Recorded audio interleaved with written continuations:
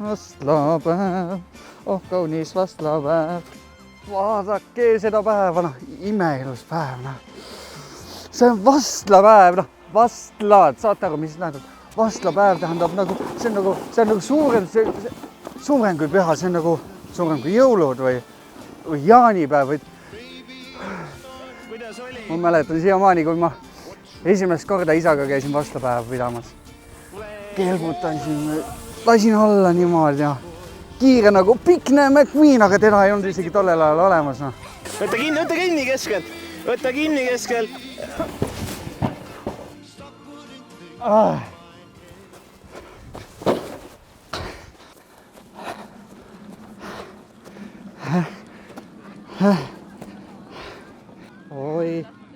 Oi.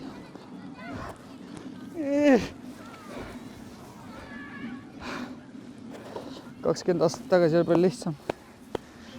Läheb, Timmu, läheb. Parem ette, vasakule, just. Sinust saab sportlane. Ja kelguga on ikka kõige parem, aga vastlapäevast õige vastlapäeva teeb ikkagi see, kui peale suurt kelgutamist saab õiget vastlakuklit, mitte vastakukalt. Ja alati pärast seda me läksime Rõngu-Pagarisse.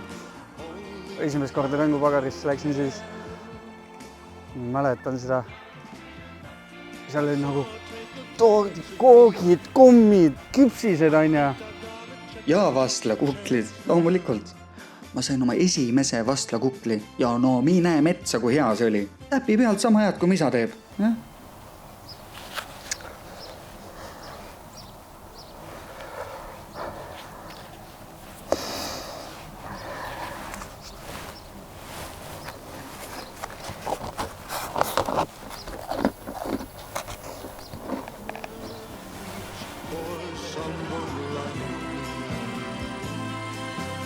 Timmu, see oli meil õhtusöögiks mõeldud ju. Me tulevad külalised. Aga mul ainult ühe. Pealegi. Vaata! 5 kuklit. Jah, sulle ka. Okei. Enam kahju.